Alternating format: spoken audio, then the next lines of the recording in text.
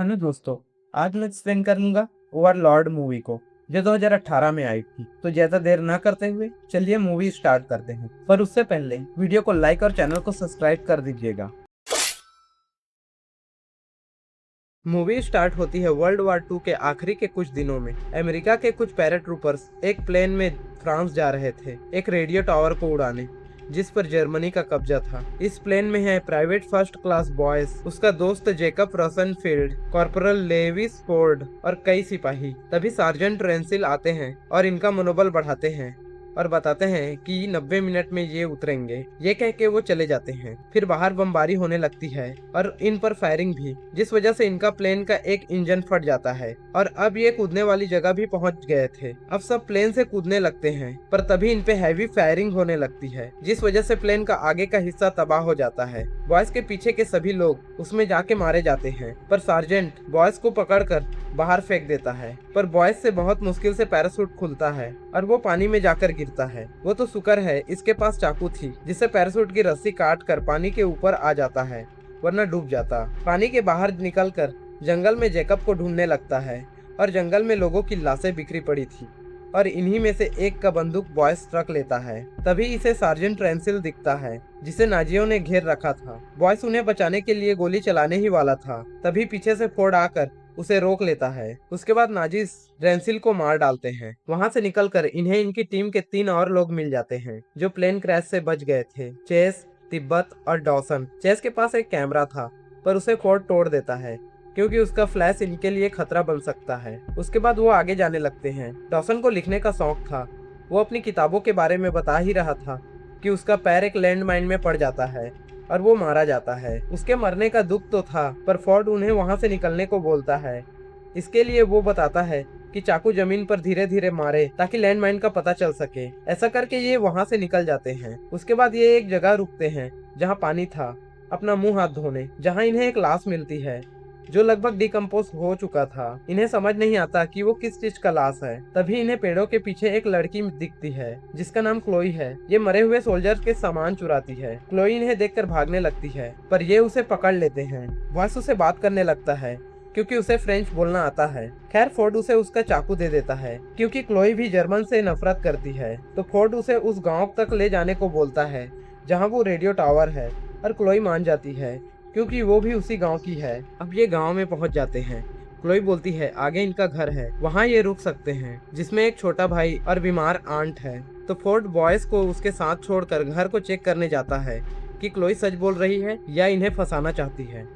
तभी क्लोई एक औरत को चिल्लाने लगती है, जो क्लोई को देखकर सोल्जर्स को इत्तिला कर देती है क्योंकि वहां नाइट कर्फ्यू लगा था, जिसमें रात को बाहर निकलना मना था। अब सोल्जर क्लोई की सामान चेक कर ही रहे थे, तभी वहां कैप्टन वॉफनर आ जाता है और वो क्लोई को जाने देता है क्योंकि उसकी नज़र गंदी थी क्लोई के लिए और वो रोज क्लोई के साथ गलत काम भी करता था। फिर बॉयस अपने साथियों के पास चला जाता है जहाँ क्लोई आती है और वो भी इंग्लिश बोलना जानती है। वो बस इनका टेस्ट ले रही थी कि ये अच्छे लोग हैं या नहीं। अब क्लोई उन्हें अपने घर के अंदर ले जाती है, जहाँ एक कमरे में अजीब सी आवाज आ रही थी जो कि क्लोई की आंट की थी। तभी तिब्बत क्लोई के भाई पॉल से डर जाता है क्योंकि वो गन लेकर खड़ा था। फिर क्लोई इन्हें एटिक में ले जाती है क्योंकि घर के अंदर ये नहीं रुक सकते, जर्मन सोल्जर आते जाते रहते हैं। अब ये उस टावर को उड़ाने का प्लान बना रहे थे, तभी बाहर से उसी महिला की आवाज आती है जिसे क्लोई ने आवाज लगाई थी। सोल्जर उस महिला को मार डालते हैं और उसके पति को ले जाते हैं। उसके बाद फोर्ड तिब्बत और चेस को बाहर भेज देता है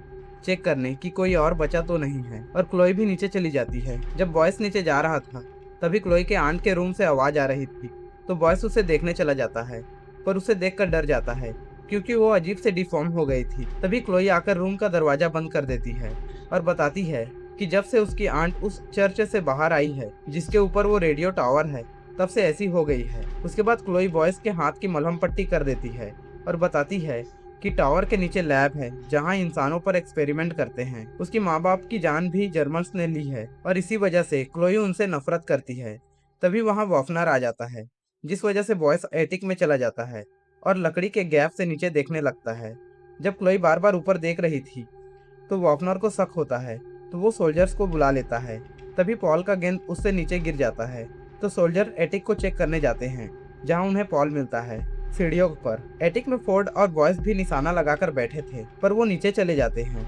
फिर वॉफनर सोल्जर्स को बाहर भेज देता है। अब वॉफनर क्लोई के साथ जबरदस्ती कर रहा था, जिससे बॉयस परेशान हो जाता है, क्योंकि बॉयस क्लोई को पसंद करने लगा था, पर फोर्ड उसे रोक लेता है। पर जैसे ही वॉफनर कार्यक्रम आगे बढ़ाता है, इस बार तो वॉफनर भी उस बॉयस को रोक नहीं पाता। बॉयस सीधा जाकर वॉफनर के सिर में बंदूक रख देता है। उसके बाद फोर्ड वॉफनर के सिर पर जोर का मुक्का मारता है और उसकी लाइटर रख लेता है। फिर बॉयस को तिब्बत और चेस को लेने भेज देता है। अब बॉयस उन्हें लेने जाता है और हर तरफ ढूंढने लगता है। तभी चर्च से सोल्जर और एक डॉक्टर कुछ लोगों को बाहर लाते हैं। वो क्लोई की आंट की तरह बीमार लग रहे थे। उन्हें जमीन पर रखकर आग लगा देते हैं। ये देखकर वो वहां से निकल जाता है, पर रास्ते में एक ट्रक आ रहा था, जिसे देख बॉयस रोड के किनारे छिप जाता है। पर वहाँ एक डॉग था जो बॉयस पर अटैक करने आता है, जिसे बचने के चक्कर में बॉयस उस ट्रक में चढ़ जाता है। उस ट्रक में बहुत सारे लोगों की लाश होती है। वो ट्रक बॉयस को चर्च के अंदर ले जाता है। सोल्जर से बचने के चक्कर में बॉयस लाशों के बीच छिप जाता है। सोल्जर्स के वहां से जाते ही बॉयस ट्रक से उतरकर चर्च के अंदर चला जाता है।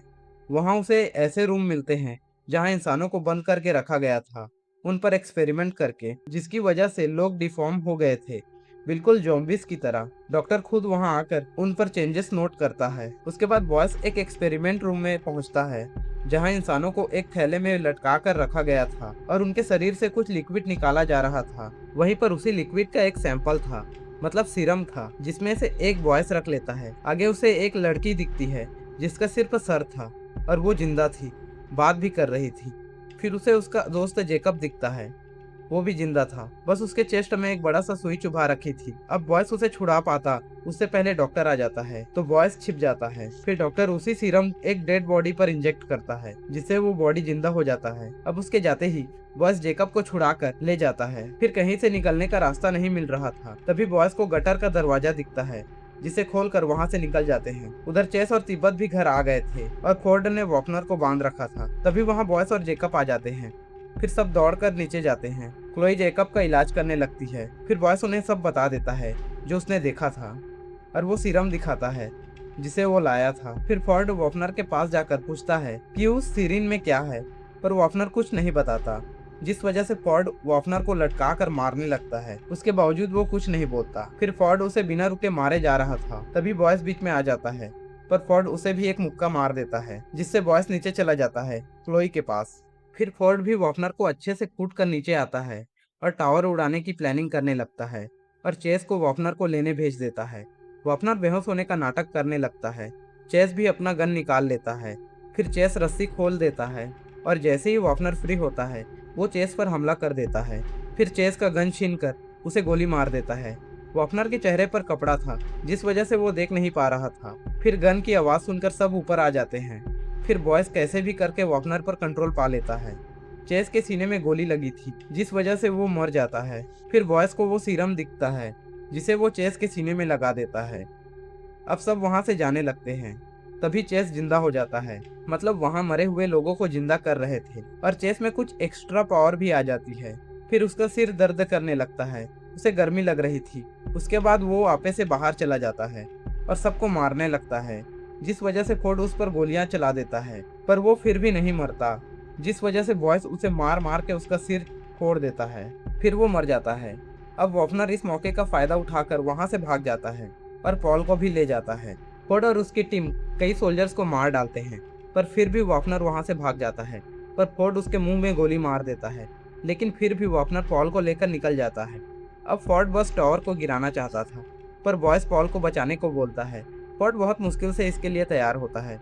फिर वॉफनर डॉक्टर के पास जाता है। वहां मौजूद सीरम में से 2 अपने ऊपर लगा लेता है। अब फोर्ड और उसकी टीम अच्छे से प्लान बनाती है, और क्लोई एक सोल्जर को फंसाने चली जाती है। वो सोल्जर उसे देखकर उसके पीछे आता है और एक पुल के पास जाकर क्लोई को पकड़ लेता है, पर ये क्लोई का प्लान था। वहाँ फोर्ड और बॉयस आ जाते हैं। फिर उसे बाइक में बांधकर उसका मुंह टेप से बांधकर टावर की ओर भेज देते हैं, और जैसे ही उसके मुंह से टेप हटाया जाता है, उसमें ग्रेनेड होता है। बाइक में भी बॉम्ब होता है, जिसके फटने से सभी सोल्जर्स घायल हो जाते हैं, जिन पर चेस और तिब्बत गोली चलाने लगते हैं। इसका फायदा उठाकर फोर्ड, बॉयस और क्लोई गटर के रास्ते टावर के अंदर चले जाते हैं। अंदर जाते ही बॉयस और फोर्ड टावर में बॉम्ब लगाने चले जाते हैं, और क्लोई पॉल को ढूंढने चली जाती है। फिर क्लोई को 2 सोल्जर मिलते हैं और उनसे अपने भाई के बारे में पूछते हैं, पर वो हंस देते हैं, जिसके कारण वो एक को मार देती है। अब वो सोल्जर क्लोई को एक कमरे पर लेकर जाता है। वो उस कमरे को देख ही रही थी, तभी वो सोल्जर गन निकाल लेता है, पर बॉयस वहां आकर उसे मार कर गिरा देता है। फिर दोनों वहां से निकल जाते हैं। फिर उस कमरे से कोई उस सोल्जर को खींच लेता है। फिर दोनों वहीं पहुंच जाते हैं जहां जेकब को रखा गया था। खैर पॉल उन्हें मिल जाता है। फिर बॉयस इन्हें घर जाने को बोल देता है और खुद अपना काम करने चला जाता है। पर वही म्यूटेंट जो उस कमरे में था बहुत तेजी से क्लोई की ओर जाता है। क्लोई और पॉल गटर के अंदर चले जाते हैं, पर वो म्यूटेंट क्लोई को वापस खींच लेता है। क्लोई पॉल को भागने को बोलती है, जिससे पॉल बाहर भाग जाता है। अब वो म्यूटेंट क्लोई को मार रहा था, पर कैसे भी करके क्लोई उसके सिर में गोली मार देती है, जिससे वो मरता तो नहीं, पर उसे भागने का मौका मिल जाता है। पर वो भी इसके पीछे आ रहा था, पर क्लोई को फ्लेम थ्रोवर मिल जाता है, जिससे वो म्यूटेंट को जला देती है और वो बाहर भाग जाती है। अब फोर्ड जो कि बॉम्ब लगा रहा था, उसके पास वापनर आ जाता है, फोर्ड को मारने लगता है। फिर बॉम्ब के टाइमर को भी तोड़ देता है और बॉयज के पास वो डॉक्टर आ जाता है। बॉयज के सिर में बंदूक रख देता है, पर थोड़ा बहुत फाइट करके बॉयज डॉक्टर के सीने में चाकू घुसा देता है, जिससे डॉक्टर मारा जाता है। अब तिब्बत और चेस जर्मन्स पर गोलियां चला रहे थे, जिनके बीच पॉल आ जाता है। उसे बचाने के चक्कर में तिब्बत को गोली लग जाती है। फिर क्लोई आकर बचे हुए जर्मन्स को मार देती है। उधर वापनर फोर्ड को मार मार कर एक हुक में टांग देता है। फिर वहां बॉयस आ जाता है, जो वापनर को गोली मारने लगता है, पर उसका कुछ नहीं होता। वो उल्टा बॉयस को मारने लगता है। जब तक वापनर बॉयस को पीट रहा था, फोर्ड अपने आप को हुक से निकाल लेता है। फिर वो भी कैप्टन अमेरिका का सीरम अपने आप पर लगा लेता है। वापनर बॉयस को पानी में डुबो के मार रहा था, तभी फोर्ड एक लोहे का पाइप उसके सीने में घुसा देता है, पर उससे उसे कुछ नहीं होता और इनके बीच फाइट होने लगती है। फिर फोर्ड एक गैस का सिलेंडर नीचे सरकाता है, जिसे बॉयस शूट कर देता है, जिससे एक ब्लास्ट होता है और वापनर एक कुएं में गिर जाता है। अब फोर्ड बॉयस को उस कमरे से बाहर कर देता है और खुद को वहीं लॉक कर देता है और उसे जाने को बोलता है। बॉयस उसे साथ चलने को बोलता है, पर फोर्ड बोलता है कि वो वापस जाने को आया ही नहीं था। फिर बॉम्ब उठाता है, उसे उसी लाइटर से जलाता है जिसे उसने वापनर से लिया था। फिर सभी म्यूटेंट आने लगते हैं, पर फोर्ड का बॉम्ब फट जाता है और सब मारे जाते हैं। जाते वक्त बॉयस भी टाइमर सेट कर देता है। फिर हर तरफ ब्लास्ट होने लगता है, पर समय रहते वो वहां से निकल जाता है। फिर बॉयस क्लोई के घर पहुंचता है और सबको बताता है कि फोर्ड नहीं रहा। फिर वहां अमेरिकन मिलिट्री आ जाती है और बॉयस और उसके दोस्तों को चार्ली कंपनी में ट्रांसफर करती है और बॉयस से पूछते हैं कि अंदर कोई एक्सपेरिमेंट चल रहा था, जिससे बॉयस मना कर देता है कि वहां सिर्फ रेडियो टावर थी। फिर इसी के साथ ये मूवी खत्म हो जाती है। देखो मूवी बहुत अच्छी है, मेरी तो फेवरेट है। इसके म्यूटेंट्स या ज़ॉम्बी जो भी बोल लो अच्छे थे। हाँ, और ये भी बता दूं कि वर्ल्ड वार के टाइम जिस तरह के ह्यूमन एक्सपेरिमेंट इस मूवी में बताए हैं, वैसे एक्सपेरिमेंट सच में होते थे, बस उन्होंने मरे हुए को जिंदा नहीं कर पाए होंगे। अब ये वीडियो अच्छी लगी हो तो इसे लाइक कर देना और चैनल पर नए हो तो सब्सक्राइब कर देना। मैं मिलता हूँ आपको किसी और वीडियो में।